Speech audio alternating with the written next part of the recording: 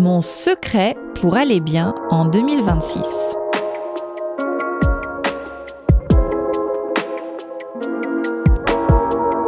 Bonjour à toutes et à tous et bienvenue dans ce nouvel épisode. Aujourd'hui, je vous propose un épisode axé sur le bien-être avec un mélange d'informations scientifiques, de conseils pratiques et de partage d'expériences personnelles.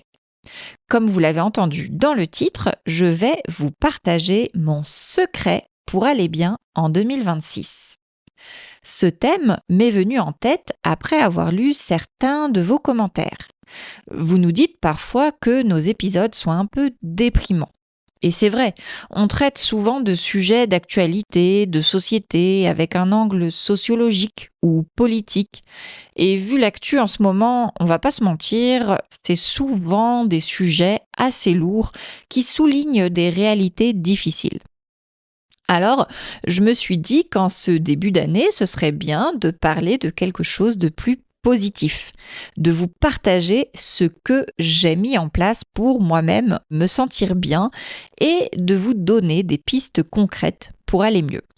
Alors, je vous révèle dès maintenant mon secret, roulement de tambour, c'est de se réapproprier son corps. Quand je dis réapproprier, je veux dire reprendre le contrôle. Parce que souvent, on connaît pas très bien comment fonctionne notre corps et beaucoup d'entre nous sont déconnectés de leurs propres sensations physiques, de leur santé physique. Alors le mot réapproprier est composé de deux parties. D'abord, il y a le verbe s'approprier qui signifie faire sien, prendre le contrôle sur quelque chose. Par exemple, si on utilise un nouvel outil au travail, on doit prendre le temps de se l'approprier, c'est-à-dire de bien comprendre comment ça fonctionne et décider comment on peut s'en servir au mieux en suivant ses propres besoins et son planning. Et puis, dans réapproprier, il y a le préfixe ré qui marque le fait qu'on va revenir à un état qui existait déjà avant. On dit donc se réapproprier quand on parle du corps pour souligner le fait que notre corps nous appartient, que chaque individu est le mieux placé pour prendre des décisions pour aller bien, mais que malheureusement, cela est parfois oublié. Il faut s'en rappeler, il faut faire un travail pour une réappropriation. Alors, quand je parle d'aller bien, attention, je ne parle pas que de santé physique. Prendre soin de son corps, ça peut avoir un impact direct sur la santé mentale. En effet, on oublie souvent que le corps joue un rôle énorme dans notre bien-être psychologique. La respiration, la détente musculaire, le contrôle de la douleur, tout ça influence directement notre confiance en nous, notre morale, notre vision de l'avenir. Alors aujourd'hui, on va donc explorer quelques techniques concrètes pour aller bien physiquement et que cela impacte positivement notre morale. Pour ça, on parlera dans une première partie de la douleur, dans une deuxième partie du mouvement et dans une troisième partie de l'alimentation. Alors, petite précision, la plupart des informations que je vais vous partager dans ce podcast me viennent des conversations que j'ai eues et des recherches que j'ai faites dans le cadre de la rédaction du manuel de compréhension du périnée. J'en ai parlé dans l'épisode de fin d'année. Donc, vous le savez, l'année dernière, j'ai créé une association et j'ai publié un petit ouvrage que j'ai coécrit avec mon amie Lise, qui est kiné, et dans lequel on explique un peu comment fonctionne le corps et comment le fait de mieux connaître et mieux comprendre son corps peut permettre de reprendre le pouvoir, d'aller mieux. Ça s'adresse en particulier aux femmes, mais pas seulement. Et donc, dans cet épisode, j'ai voulu reprendre certaines infos de ce manuel, mais l'axer sur quelque chose de plus général et surtout vous partager en même temps des expériences personnelles puisque quand j'ai écrit ce livre et en même temps ces dernières années, vous savez que j'ai eu un accident, j'ai eu des problèmes de santé, j'ai vu beaucoup de professionnels de santé, donc c'est plein d'éléments qui ont fait que j'ai pu réfléchir à ma santé et mettre en place des choses. Donc voilà, il y a beaucoup d'infos qui viennent directement de Lise et si vous voulez en savoir plus sur vraiment le livre qu'on a écrit, je vous mettrai un lien en description. Mais sans plus attendre, on commence sur mon secret pour aller bien en 2026.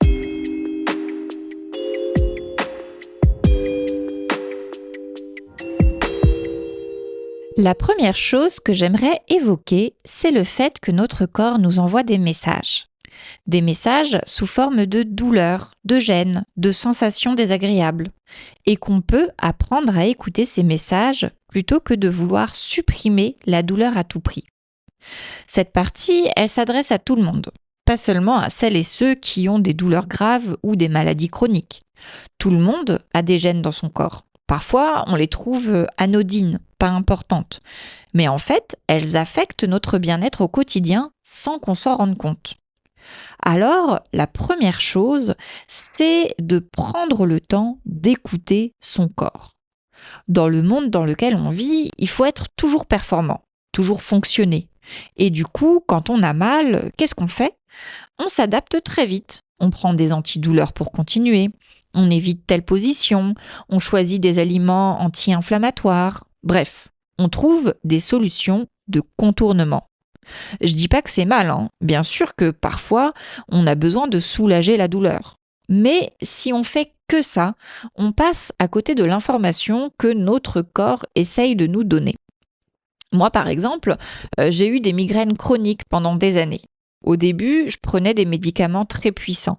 Ça marchait. Puis, avec le temps, plus j'en prenais, moins il faisait d'effet. Mon corps s'y était habitué. J'ai dû accepter quelque chose de difficile. Arrêter de prendre des médicaments pendant un moment. Annuler des choses, rester chez moi, me faire des automassages, observer, essayer de comprendre où exactement j'avais mal, ce qui déclenchait les crises. Parce que voilà, il ne s'agit pas seulement d'écouter sa douleur, il faut l'observer, se poser des questions. Est-ce qu'elle est plus forte au repos ou en mouvement ? Quand je suis allongée ou debout, après manger ou à jeun ? À jeun, ça veut dire quand on n'a pas mangé. À certains moments de la journée, à certains moments du cycle menstruel. Bref, vous comprenez, il faut récolter des informations qui sont envoyées par notre propre corps. Et ces informations, elles permettent ensuite de comprendre ce qui peut soulager. Parfois c'est le froid, parfois c'est le chaud, parfois le mouvement, parfois le repos. Et pour faire ce travail d'observation, il faut accepter de prendre le temps, de prendre juste du temps pour soi, sans même avoir de solution immédiate. C'est difficile, Ça demande parfois de mettre en place un système de soutien autour de soi. Il faut parfois s'organiser pour le faire au bon moment, par exemple, par rapport au travail ou à la vie de famille. Alors peut-être que c'est pas pour vous maintenant, là, tout de suite, en février 2026, mais c'est quelque chose auquel il faut penser pour choisir le bon moment, le moment où on va enfin s'écouter. Maintenant, une fois qu'on a pris le temps d'observer, il faut pouvoir rapporter ce qu'on observe. Rapporter, ça veut dire faire un rapport, expliquer, donner des détails sur quelque chose qui s'est déjà passé. Et pour ça, le vocabulaire est important. Parce que voilà, des fois, on dit juste « j'ai mal ». Mais en réalité, il y a plein de manières d'avoir mal. Il y a plein de sensations différentes. Et savoir les décrire précisément, ça aide énormément. Déjà, première chose, il y a une différence entre la douleur et la gêne. La douleur, c'est quelque chose qui fait vraiment mal, parfois insupportable. La gêne, c'est moins intense. C'est une raideur, une tension, une lourdeur. On a tendance à se dire, tant que ça fait pas vraiment mal, c'est pas grave. On ignore la gêne. Mais en fait, la gêne, c'est déjà un signal. C'est déjà le corps qui nous dit quelque chose, qui nous dit que quelque chose ne va pas tout à fait comme il faudrait. Ensuite, il y a la question de la temporalité. Une douleur peut être ponctuelle. Elle arrive une fois, puis elle s'en va. Elle peut être persistante. Elle est là en continu tout le temps. Ou elle peut être chronique. Elle revient régulièrement. Et puis, il faut savoir décrire le type de sensation. Est-ce que c'est des brûlures, des picotements, des coups de poignard, des décharges électriques, une pression? Est-ce que c'est léger ou intense? Est-ce que ça vient par à-coups ou est-ce que c'est continu? Est-ce que c'est localisé à un endroit précis ou est-ce que c'est diffus? Toutes ces nuances donnent des indices sur ce qui se passe dans le corps. Une chose qui aide vraiment, c'est de tenir un journal.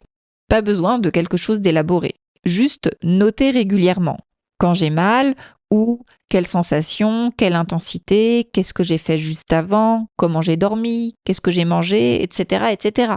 Avec le temps, on commence à avoir des connexions, à voir, on peut dire des patterns en français. Des fois, on utilise ce mot anglais pour dire des choses qui reviennent régulièrement et qui forment ensemble une image globale et logique. Et puis enfin, pour finir sur le vocabulaire, il faut évidemment avoir un minimum de vocabulaire anatomique. C'est quelque chose qui nous tenait à cœur, notamment quand on a rédigé le manuel avec mon amie Lise, c'était de pouvoir bien nommer les différentes parties du corps. Alors là, on parlait spécifiquement du périnée, mais ça peut être utile pour tout le corps. Et que ce soit aussi savoir différencier un tendon, un ligament, un muscle, une articulation. Pour mon genou aussi, lorsque j'ai eu mon accident, ça m'a beaucoup aidé de regarder l'anatomie du genou, du tibia, de comprendre comment ils avaient fait l'opération pour comprendre exactement où j'avais mal. Et en l'occurrence, on m'avait ouvert au niveau du tendon et c'est une douleur qui existe encore et que je peux gérer plus facilement parce que je peux la décrire, parce que je peux la nommer. Et comme ça, une fois qu'on a mis des mots sur ce qu'on ressent, grâce à l'observation, on peut comprendre d'où ça vient. On peut mener l'enquête pour aller à la racine du problème. En effet, le corps est un organisme où tout est imbriqué, tout est connecté. Dans un monde idéal, le corps, c'est même une machine parfaite. Chaque pièce est bien positionnée, tout fonctionne sans accroc. Dès qu'on appuie sur un bouton, ça enclenche tous les mécanismes pour que les mouvements se fassent correctement. Mais dans la vraie vie, à cause de blessures, de vêtements qu'on porte, de postures qu'on adopte pendant des heures, ce mécanisme fonctionne pas toujours parfaitement. Et ça crée des réactions en chaîne, comme si on tirait un fil et à partir de là, on provoque plein de gênes ou de douleurs à la chaîne. On peut partir par exemple d'une blessure au pied et finir avec un mal de dos. Par exemple, certaines femmes portent des brassières tellement serrées qu'elles compriment leur cage thoracique et ça provoque des crises d'angoisse parce que le corps interprète le manque d'oxygène comme un signal de danger. Elles essayent de calmer leur anxiété mentalement sans réaliser que parfois, il suffit de changer de vêtements. Pour moi, la grande révélation de comment fonctionne le corps par des réactions en chaîne, c'est le moment où j'ai découvert d'où venaient mes migraines. Il faut savoir que j'ai eu des migraines à partir de l'adolescence et j'en avais à peu près une fois par mois, parfois plus. J'en ai eu beaucoup pendant mes années étudiantes et je savais comment les gérer plus ou moins en prenant des médicaments très forts, en m'enfermant dans le noir, en évitant certains événements, etc., etc. Mais ça restait très handicapant et surtout, j'ai consulté plusieurs spécialistes, j'en ai parlé à tous mes médecins et je n'arrivais pas à trouver d'où ça venait. Et finalement, c'est mon ostéo, donc mon ostéopathe, qui a fini par trouver la cause. Alors, un ostéopathe, c'est une profession qui est pas vraiment médicale, mais qui s'en rapproche. C'est quelqu'un qui va manipuler le corps. C'est pas vraiment des massages, c'est des mouvements qui permettent de remettre un peu en place le corps et c'est pas quelque chose qu'on fait régulièrement. Moi, j'y vais 1 ou 2 fois par an maximum et voilà, ça fait une petite révision, un peu comme la révision de la voiture. Et bref, c'est cette ostéopathe qui m'a accompagnée et qui a découvert que mes migraines venaient de ma mâchoire. Et même pour aller plus loin, je vous en ai déjà parlé, mais j'ai un trouble de l'attention. Et en fait, elle m'a expliqué que le trouble de l'attention menait à être dans un état de surconcentration qui n'est pas naturel durant la journée et que le corps, pour se forcer à être attentif, a tendance à serrer la mâchoire. Et donc, moi, en fait, le fait de serrer autant la mâchoire faisait que il y avait plein de choses dans mon corps qui ne fonctionnaient pas bien et notamment, ça me provoquait ces migraines. Et donc, j'ai pu apprendre à contrôler mes migraines en faisant des massages au niveau de la mâchoire, en apprenant à la détendre quand elle était bloquée, etc., etc. Donc voilà. Ça, c'est quelque chose qui est arrivé pour moi il y a quelques années et ces dernières années, j'ai continué à explorer comment je pouvais faire en sorte d'aller bien par rapport à ça. Et je sais qu'il y a plein d'autres choses dans le corps comme ça, que quand on mène l'enquête, on finit par trouver d'où ça vient et ça permet tout d'un coup de mettre en place des choses pour se sentir mieux. Voilà, ça c'était pour la première partie sur le fait d'apprendre de sa douleur et maintenant on va passer à la deuxième partie avec des conseils sur des choses un peu plus concrètes à mettre en place.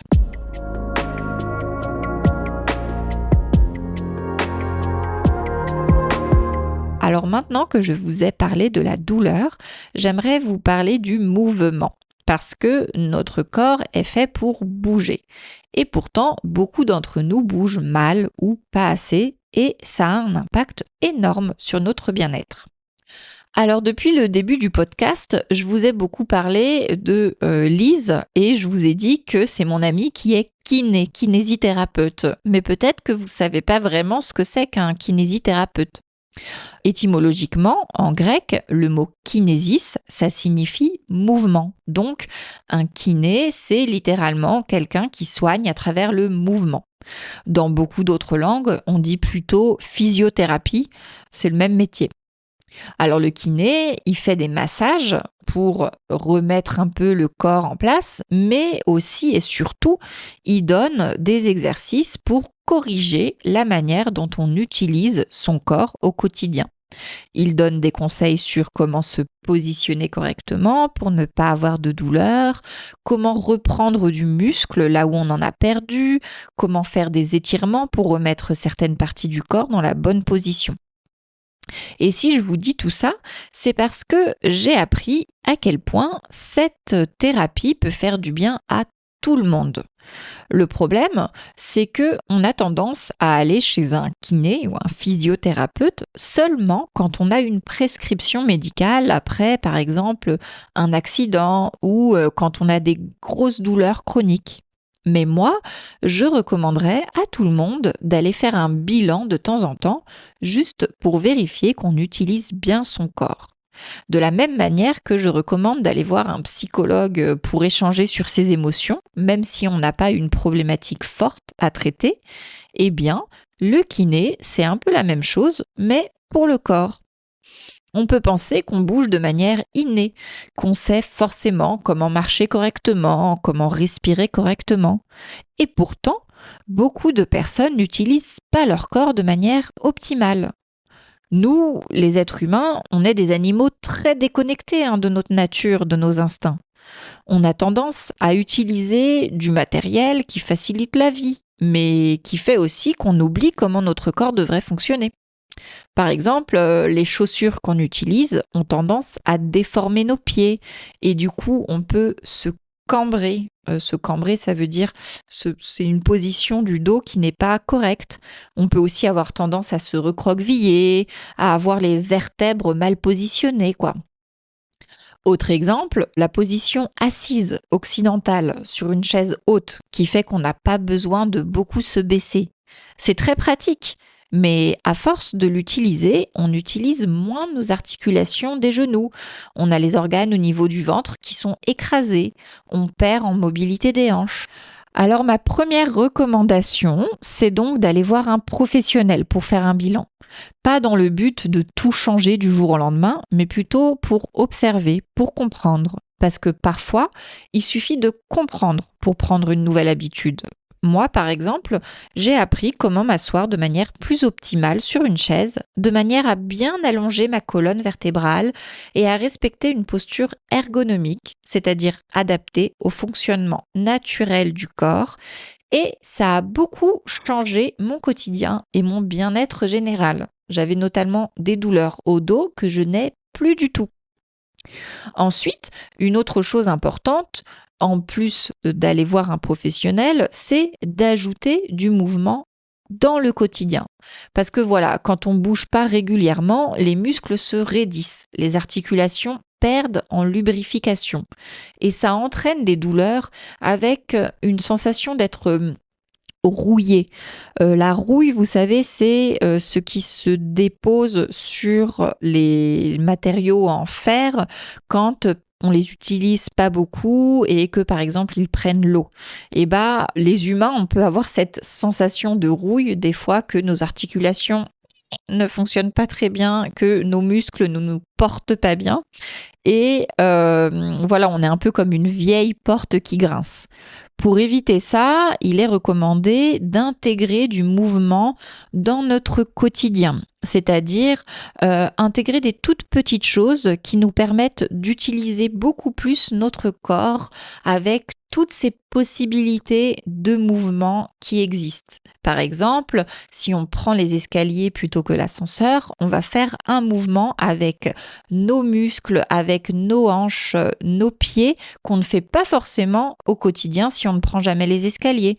On peut décider par exemple de faire du vélo au lieu de prendre le bus.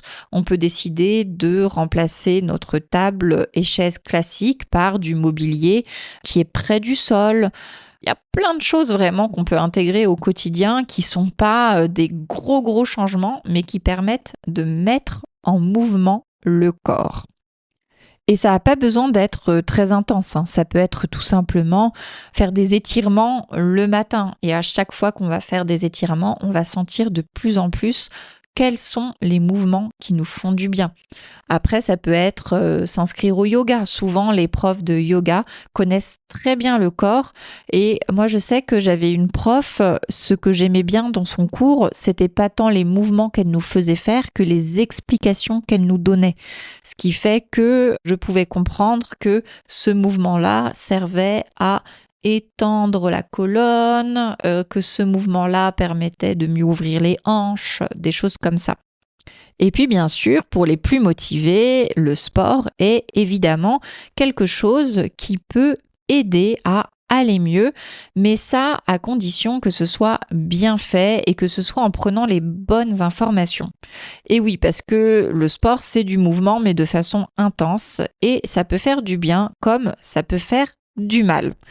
Et surtout, ça peut être difficile de se motiver pour faire du sport. Et j'avais envie de vous partager, pour terminer cette partie, mon expérience sur la musculation que j'ai commencé là en 2026. Alors, en fait, moi, longtemps, j'ai eu un blocage avec le sport. J'avais essayé plein de choses différentes au fil des années, mais ça n'a jamais vraiment pris. Et je pense que c'était parce que j'y allais pas pour les bonnes raisons. Il y a des gens qui naturellement s'amusent au sport, qui ressentent très vite les effets positifs, la montée d'endorphine qui fait du bien, etc., etc. Mais moi, c'était pas du tout mon cas. Je ressentais pas ces effets-là, ou en tout cas pas assez vite pour que ça me motive à continuer. Et j'ai essayé plein de sports depuis toute petite. Et puis, après mon accident, je suis retournée voir mon ostéo et elle me demandait toujours où j'en étais avec le sport. Elle savait que c'était important pour ma santé, pour mes douleurs aux genoux, pour mon dos, etc. Mais elle voyait bien que j'arrivais pas à m'y tenir. Alors, on a commencé à mener l'enquête ensemble. Qu'est-ce qui pourrait marcher pour moi? Qu'est-ce qui pourrait me motiver vraiment? Et finalement, on a trouvé la musculation. Mais pas en l'abordant n'importe comment. On a trouvé que avec de l'information, je pouvais apprécier la musculation parce que je peux apprendre intellectuellement. Je peux comprendre exactement quels muscles je travaille, pourquoi, comment ils fonctionnent, comment ça va m'aider concrètement dans ma vie quotidienne, comment ça va m'aider notamment à mieux vieillir et à pouvoir faire tous les mouvements, même plus tard quand mon corps sera fatigué. Et c'est ça qui me motive. C'est pas la compétition, c'est pas les sensations immédiates, c'est pas l'effet esthétique, mais c'est la compréhension du corps et le fait de savoir que ça va me permettre d'être en bonne santé. C'est pas forcément les mêmes motivations pour tout le monde, mais ça marche pour moi. Alors j'ai commencé en janvier à aller à la salle de sport régulièrement. Donc depuis janvier 2026, je suis un programme de musculation que j'ai élaboré en demandant des conseils au coach de la salle de sport, à mon ostéo, à ma kiné, en regardant des vidéos sur internet, etc. Et comme ça, je sais pourquoi je le fais et j'ai des objectifs bien précis et je suis motivée. Bon, c'est encore que le début de l'année, donc j'ai hâte d'être à l'épisode de fin d'année pour vous dire si j'ai tenu. Mais en tout cas, c'est quelque chose qui est vraiment cool et je trouve que de plus en plus, on peut réussir à trouver cette approche-là dans le milieu de la musculation. Avant, c'était quelque chose qui était plutôt un truc très masculin, de bodybuilder ou qui était axé sur l'esthétique. Et je pense que beaucoup de personnes, les femmes, les personnes âgées, les personnes queer, les débutants, se sont sentis exclus de cet univers. Et maintenant, ça change un peu. Moi, je sais que la salle de sport où je vais, à l'horaire où je vais, j'y suis en même temps que beaucoup de femmes, beaucoup de retraités. Et ça fait du bien d'être dans cette ambiance. Donc voilà, c'est ma recommandation. Mais vous pouvez choisir toutes les activités qui vous plaisent, pas forcément la musculation. Allez, on passe à une troisième partie qui sera plus rapide.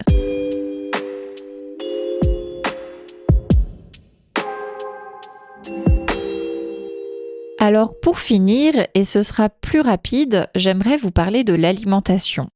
Là, c'est vraiment pas un sujet que j'ai abordé dans mon manuel de compréhension du périnée et c'est pas non plus un sujet dont j'ai parlé avec la kiné, l'ostéo, parce que évidemment, c'est pas leur spécialité.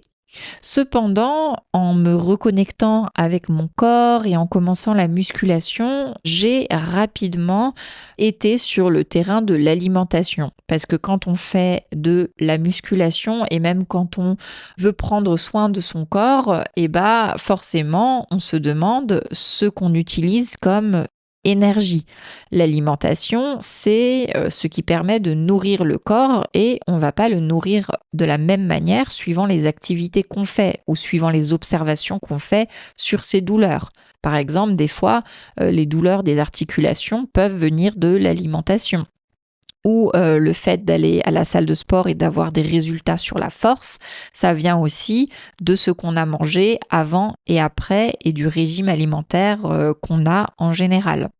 Et moi, j'ai toujours eu une relation un peu difficile avec la nourriture, comme beaucoup de filles de ma génération. J'ai appris à culpabiliser en mangeant, puis à avoir des crises où j'allais me faire très plaisir. J'ai appris à considérer certains aliments comme étant mauvais en soi. J'ai appris à ne pas me concentrer sur la force et l'idée d'utiliser l'alimentation pour avoir du muscle, mais plutôt de diaboliser la nourriture pour avoir moins de gras, etc., etc. Et là, en fait, le fait d'avoir un rapport plus sain à mon corps, ça m'a permis de me mettre à suivre de façon un peu plus intéressée ce que je mangeais. Et l'idée, c'est pas d'être hyper stricte avec ma nourriture, mais c'est de comprendre à quoi servent les aliments et finalement, en ce moment, j'utilise une application qui s'appelle Foodvisor, mais c'est une application française, mais il y a beaucoup d'applications qui servent à voir, à prendre des notes sur ce qu'on mange et qui vous disent combien de grammes vous êtes de protéines, de glucides, de lipides. Et l'idée, c'est pas de se priver, mais c'est d'apprendre tout simplement à manger correctement comme on en a besoin. Et moi, je remarque que en faisant ça, j'ai appris à voir les quantités, à évaluer les quantités de ce que je mangeais. Avant, vous m'auriez mis un bol de pâtes devant les yeux en me disant est-ce que ça c'est 30 grammes ou 100 grammes? Je n'aurais absolument pas su. Vous m'auriez demandé est-ce que ça c'est une bonne quantité pour une personne de ta corpulence et avec tes activités pour reprendre des forces après de l'exercice. Je n'aurais pas su le dire. Bref, je n'avais aucune information réelle sur la nourriture et maintenant que j'en ai, je trouve que j'ai un rapport beaucoup plus apaisé et surtout, je me sens aussi mieux dans mon corps. J'ai rarement faim, je me sens rarement fatiguée et donc voilà, c'est quelque chose que je voulais évoquer même si rapidement, une fois qu'on a réussi à comprendre d'où venaient ces douleurs, une fois qu'on a réussi à intégrer du mouvement dans son quotidien, si on veut pouvoir faire du sport qui nous fait du bien, il faut absolument le coupler avec une bonne alimentation, une alimentation qui nous fait du bien, en se rappelant que l'objectif, c'est toujours de nourrir son corps pour pouvoir aller bien, pour pouvoir être heureux et aussi pour pouvoir nourrir son esprit, car tout ça, ça va avec. Voilà. Bon, je termine là. C'était mes petits conseils, comment se réapproprier son corps pour aller mieux. N'hésitez pas à me dire dans les commentaires ce que vous avez pensé de cet épisode. N'hésitez pas à partager vos conseils à votre tour, vos anecdotes. Et moi, je vous dis à dans 2 semaines pour un autre épisode. Salut!